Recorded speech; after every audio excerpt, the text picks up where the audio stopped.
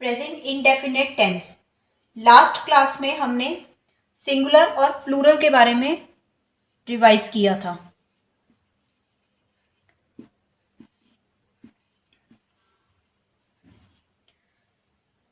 Singular जो एक हो और प्लूरल जो एक से ज्यादा हो, यही पढ़ा था हमने।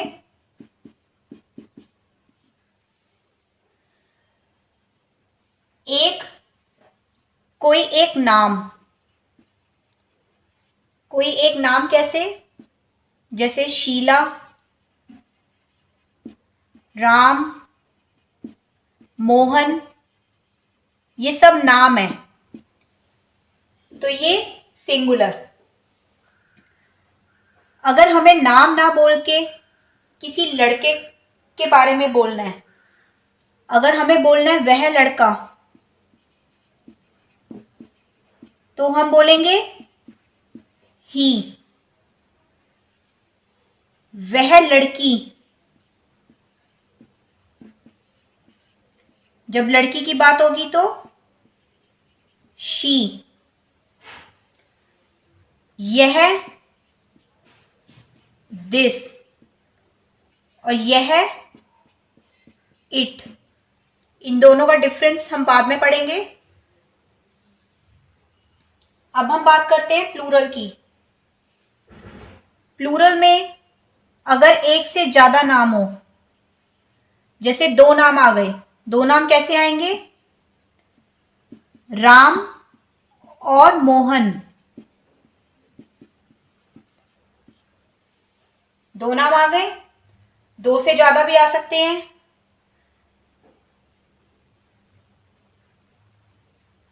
राम, मोहन और शीला, दो से ज्यादा नाम, तो ये प्लूरल है। वह लड़का जब एक होगा तो ही। अगर एक से ज्यादा लड़के हुए, एक से ज्यादा लड़के,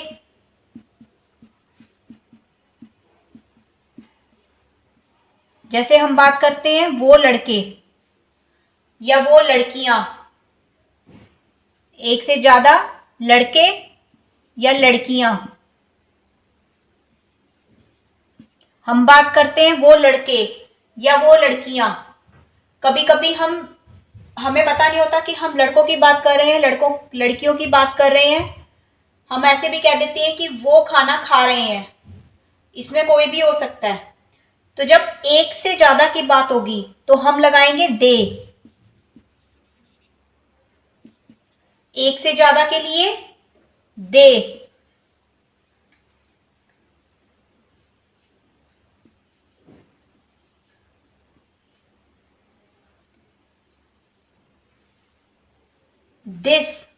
दिस का मतलब यह, एक चीज के लिए। जैसे कि हम बोल देते हैं कि यह एक किताब है, तो लगेगा दिस। एक चीज हो गई। ये किताबें हैं या ये किताबें यहां रखी हुई हैं, तो दिस की जगह क्या लगेगा? दीस। यह की जगह ये, एक से ज्यादा के लिए।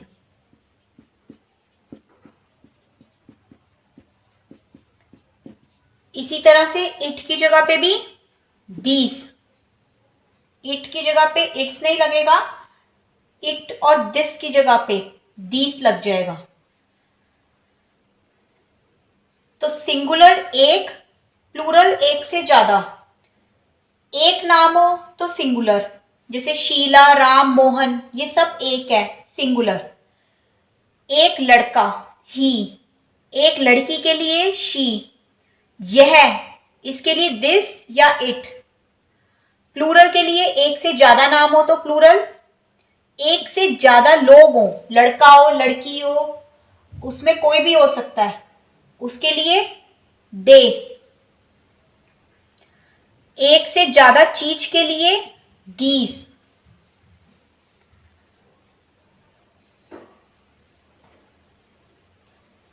अब एक एक करके हम इनके सेंटेंसेस देखते हैं। सबसे पहले हम बात करेंगे नाम की।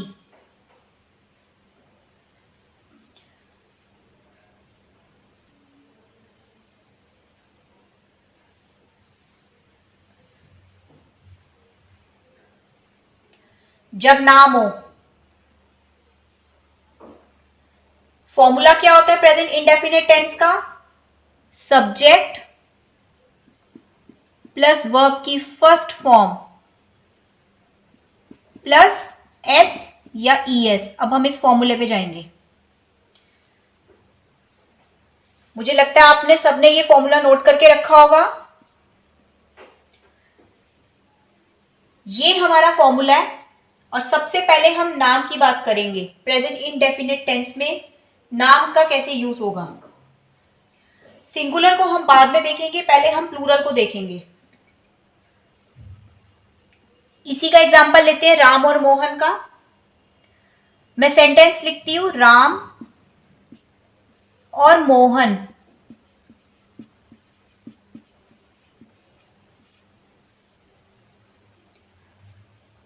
रोज सुबह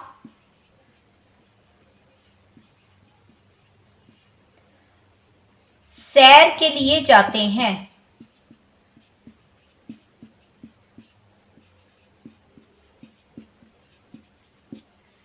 ये है हमारा सेंटेंस।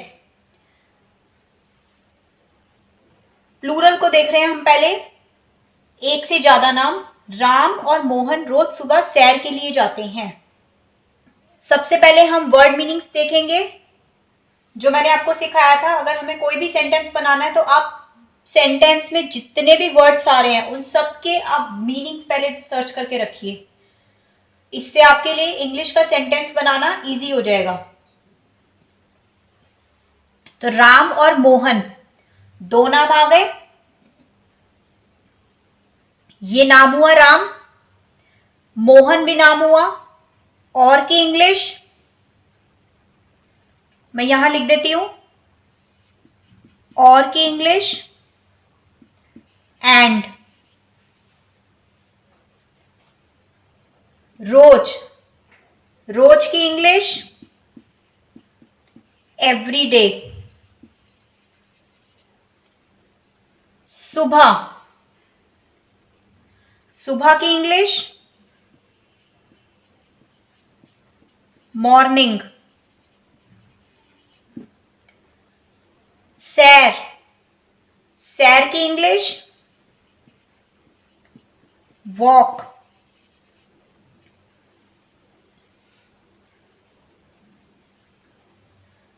के लिए, के लिए की इंग्लिश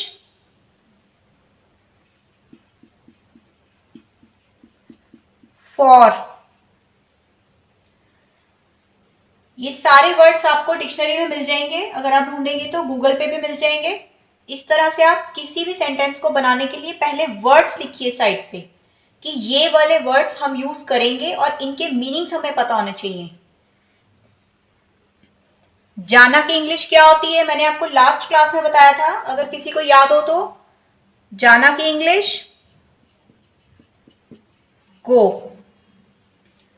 तो ये सारे वर्ड्स हमें इस सेंटेंस में मिले हैं। एक छोटा सा सेंटेंस और वर्ड्स देखिए कितने सारे मिले हैं। अब इन सारे वर्ड्स को हम यूज कैसे करेंगे और कैसे सेंटेंस बनाएंगे? सिंपल, मैंने आपको तरीका बताया हुआ है। हम फॉर्मूले में जाएंगे। फॉर्मूले में सबसे पहली चीज हमारा सब्जेक्ट। अब यहाँ पे सब्जेक्ट क्या है? काम करने वाला। काम कौन कर रहा है? हम सेंटेंस रीड करते हैं, राम और मोहन रोज सुबह सैर के लिए जाते हैं। काम कौन कर रहा है? सैर पे कौन जा रहा है रोज सुबह? राम और मोहन दोनों जा रहे हैं। दो की बात हुई, एक से ज्यादा है, प्लूरल। तो राम, और की इंग्लिश मैंने बताई है आपको एंड। एंड मोहन। इतना सेंटेंस हमारा कवर हो गया। इसके बाद हम जाएंगे वर्ब। वर्ब क्या है? काम करना। क्या काम हो रहा है यहाँ पे? राम और मोहन रोज सुबह सैर के लिए जाते हैं। काम क्या हो रहा है? जाना। कौन सा काम हो रहा है? जाने का। जाने की इंग्लिश गो। और गो की फर्स्ट फॉर्म, अब आप मुझे बताएंगे, गो की फर्स्ट फॉर्म मैंने आपको लास्ट क्लास में लिखवाई थी। गो की फर्स्ट फॉर्म गो ही होती है। गो की फर्स्ट फॉर्म गो ही होती है। तो वर्ब गो। वर्ब क्या हुआ? जाना। और जाने की इंग्लिश गो। गो की फर्स्ट फॉर्म गो।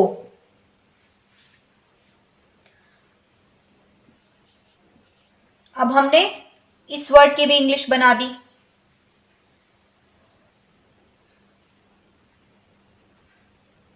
राम और मोहन, इसकी हो गई। जाते हैं, जाने की भी हो गई। अब हम बनाएंगे किस काम के लिए जाते हैं वो। सबसे पहला बात बतानी जरूरी ये है कि किस काम के लिए जा रहे हैं। किस काम के लिए जा रहे हैं? सैर के लिए। किस काम के लिए? सैर के लिए। तो सैर, सैर की इंग्लिश वॉक। और के लिए फॉर। जब हम हिंदी में लिखते हैं तो हम लिखेंगे सैर के लिए, और जब इंग्लिश में लिखेंगे तो आप बिल्कुल इसका उल्टा कर देंगे। तो हम पहले के लिए की इंग्लिश लिखेंगे, उसके बाद सैर की लिखेंगे। ध्यान से सुनेंगे ये बात। हिंदी में जब हमने लिखा, इंग्लिश और हिंदी में ही फर्क है। हिंदी बिल्कुल इंग्लिश से उल्टी चलती है और इंग्लिश बिल्कुल हिंदी से उल्टी चलती है। जब हमने हिंदी में लिखा तो हमने लिखा सैर के लिए, हमने पहले सैर लिखा। जब हम इंग्लिश में सेंटेंस लिखेंगे तो हम पहले के लिए लिखेंगे और बाद में सैर लिखेंगे। तो के लिए की इंग्लिश फॉर। किस काम के लिए? सैर के लिए। बताया मैंने आपको, पहले हमने के लिए लिखा, फिर अब के लिए की भी हो गई। अब हम सैर को लिखेंगे।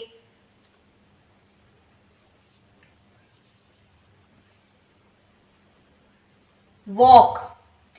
अब फॉर, वॉक, इन दोनों के बीच में एक वर्ड आएगा और वो होगा अ। For a walk. For a walk मतलब रोज सुबह वो सैर के लिए जाते हैं। तो रोज सुबह वो सैर करने जाते हैं, एक वॉक करने जाते हैं। इंग्लिश में हम इसको कहते हैं कि वॉक करने जा रहे हैं। जैसे हिंदी में कह रहे हैं सैर करने जा रहे हैं। हिंदी में हम नहीं बोल सकते कि एक सैर करने, हम नहीं बोल सकते। लेकिन इंग्लिश में हम बोलेंगे हम एक वॉक पे जा रहे हैं। हमेशा हम इंग्लिश में ऐसे बोलते हैं एक वॉक पे जा रहे हैं। तो यहाँ पे अ वॉक। अब इसकी भी इंग्लिश हो गई, इस पूरे की भी इंग्लिश हो गई। अब बचा क्या हमारे पास? रोज सुबह। अब हम किसकी इंग्लिश बनाएंगे? रोज सुबह की। तो रोज की इंग्लिश एवरी डे।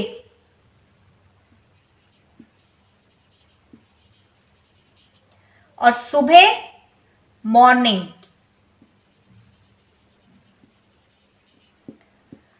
जब भी हम मॉर्निंग वर्ड लिखते हैं तो मॉर्निंग के साथ हमेशा इन द आता है। इन द मॉर्निंग, ये तो आप याद करके रख लो कि आप मॉर्निंग को कभी ऐसे नहीं लिखोगे, आप हमेशा लिखोगे इन द मॉर्निंग। तो अब इन दोनों की भी इंग्लिश हो गई। अब सारे वर्ड्स की इंग्लिश हमने बना दी और हमारा सेंटेंस भी कंप्लीट। क्या बना हमारा sentence? Ram and Mohan go for a walk every day in the morning. तो ये हमारा सेंटेंस बना। तो देखा आपने, इतना इजी था सेंटेंस बनाना। ये तो हुई बात प्लूरल की। जब दो चीजें आ जाएं, दो लोग आ जाएं या दो नाम आ गए तो हम सेंटेंस ऐसे बनाएंगे। अगर दो से ज्यादा नाम होते तो यहाँ पे हम एक नाम और ऐड कर देते। तो हम लिख देते राम, शीला एंड मोहन, हम ऐसे कर देते। अब हम बात करते हैं सिंगुलर की। ये वर्ड्स आपने नोट कर लिए होंगे, मैं इन्हें रब कर रही हूं।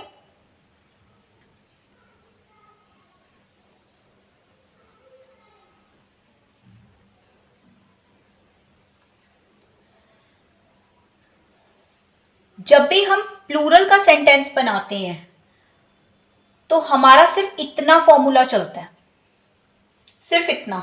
इसीलिए मैंने आपको इतना ही फॉर्मूला पहले कराया और फिर प्लूरल के सेंटेंसेस कराए। जब हम प्लूरल के सेंटेंसेस बनाते हैं तो हमारा यहां से यहां तक फॉर्मूला चलता है, इसके आगे फॉर्मूला नहीं चलता। जब हम सिंगुलर के सेंटेंसेस बनाते हैं, जब हम एक की बात करते हैं, सिंगल चीज की बात करते हैं, सिंगल नाम की बात करते हैं, कोई एक चीज होती है, कोई एक जगह होती है, जब हम सिंगुलर की बात करते हैं तब हम ये पूरा फॉर्मूला यूज करेंगे। अब इस पूरे फॉर्मूले को कैसे यूज करते हैं अब हम वो देखते हैं।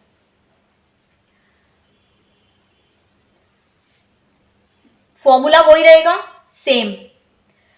अब यहां पे मैं यही सेम सेंटेंस आपको, आप ताकि कंफ्यूज ना हो, यही सेम सेंटेंस मैं आपको सिंगुलर में बना के देती हूं। यहां पे नाम कितना आना चाहिए, एक। मान लेते हैं, मैं लिख देती हूं राम। रोज सुबह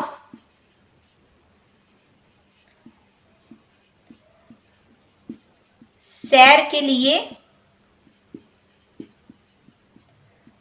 जाता है, तब हमारा ये सेंटेंस बनेगा, राम रोज सुबह सैर के लिए जाता है। अब हम इस सेंटेंस को कैसे बनाएंगे? प्लूरल में यहां से यहां तक का फॉर्मूला लगेगा, सिंगुलर में ये पूरा फॉर्मूला लगेगा। पूरा कैसे लगेगा अब हम वो देखते हैं। सबसे पहले हमारा सब्जेक्ट, सब्जेक्ट काम करने वाला, काम कौन कर रहा है, राम।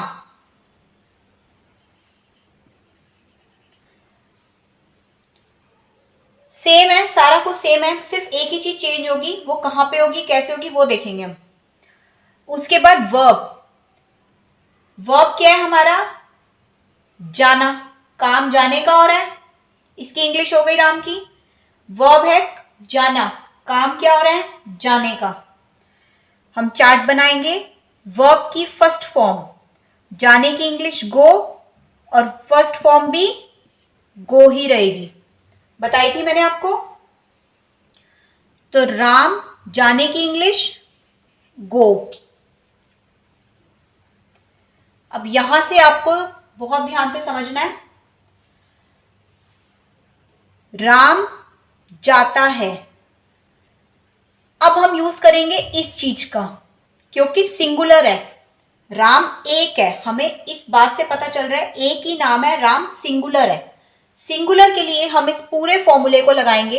कैसे लगाएंगे, गो के साथ या तो एस लग जाएगा या ईएस लगेगा।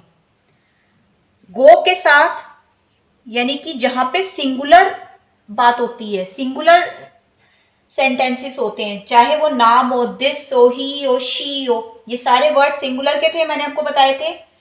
तो जहां जहां सिंगुलर आएगा वहां पे या तो एस लग जाएगा या ईएस लग जाएगा, दोनों चीजें नहीं लगेंगी, दोनों में से एक चीज लगेगी। किसी किसी जगह एस लगता है, किसी किसी जगह ईएस लगता है। अब कहां पे क्या लगता है मैं आपको सेंटेंसेस के साथ थोड़ा थोड़ा हिंट दे देती हूं। गो के साथ क्या लगेगा, इसका एक रूल है, एक छोटा सा रूल हम समझते हैं, वैसे तो इसके रूल्स बहुत ज्यादा बड़े हैं, लेकिन मैं आपको छोटे में समझा देती हूं। गो के साथ हमें कैसे पता चलेगा कि एस लगेगा या ईएस लगेगा, इसका लास्ट का वर्ड आप देखो, गो का लास्ट का वर्ड है ओ, तो जहां पे भी लास्ट में ओ आता है उसके साथ ईएस लगता है। लास्ट में जब ओ आ जाएगा तो ईएस लगेगा। तो अब गो के साथ ईएस भी लग गया, क्योंकि यहां देखो प्लस है, वर्ब की फर्स्ट फॉर्म गो, यहां तक तो हमने कर लिया, इतना तो हमारा फॉर्मूला हो गया। अब या तो एस लगेगा या ईएस लगेगा। गो के साथ मैंने आपको बताया कि ईएस लगेगा, क्योंकि गो के लास्ट में ओ आता है, और जब लास्ट में हमारे ओ आएगा किसी वर्ड में तो उसके साथ ईएस लगता है। अब गो के साथ जब ईएस लगेगा तो ये क्या बन जाएगा मिलके, जी ओ, ये तो पहले से ही था, इसमें ईएस भी प्लस कर देंगे, ये बन गया गोस। तो सिंगुलर में गो की जगह क्या आएगा, गोस। ये हमारी पूरी चीज ये बन गई। इसका मतलब वर्ब की फर्स्ट फॉर्म के साथ या तो एस या ईएस। तो गो की जगह यहां पे क्या आ जाएगा, गोस। उसके बाद सैर के लिए, फॉर अ वॉक। अभी मैंने आपको बताया कि पहले हम के लिए की इंग्लिश लगाएंगे फॉर, और सैर के लिए वॉक, और वॉक के साथ हमेशा अ लगेगा। अब कब जाता है? रोज सुबह जाता है, every day in the morning. ये है हमारा सेंटेंस। तो आपने नोट करा कि यहां ये सारा सेम है, सब कुछ सेम है, कुछ भी चेंज नहीं है, सेंटेंस वैसे ही बनेगा। यहां नाम एक है, यहां दो है, सब कुछ सेम है। सिर्फ क्या फर्क है, जब दो नाम आ गए तो प्लूरल है, और प्लूरल के लिए सिर्फ हमारा इतना फॉर्मूला चलता है, सब्जेक्ट प्लस वर्ब की फर्स्ट फॉर्म, बस, इससे ज्यादा हमें कुछ नहीं देखना। लेकिन जब नाम एक आ गया तो सिंगुलर है, सिंगुलर के साथ हमारा सब्जेक्ट प्लस वर्ब की फर्स्ट फॉर्म प्लस एस या ईएस। उसके साथ क्या लग जाएगा? वर्ब की फर्स्ट फॉर्म के साथ या तो एस लग जाएगा या ईएस लग जाएगा। अब इसके गो के साथ हमें कैसे पता चलेगा कि ईएस लगा है? गो के लास्ट में ओ आता है, और जहां पे भी जिस वर्ड में लास्ट में ओ आता है, जिस वर्ब में, यहां पे बात सिर्फ वर्ब की होगी, वर्ड नहीं, जिस भी वर्ब में लास्ट में ओ आएगा उसके साथ ईएस लगता है। तो गो के साथ जब ईएस लगा तो ये बन गया जी ओ, गो प्लस ईएस बन गया गोस। ये है हमारा प्रेजेंट इंडेफिनिट टेंस।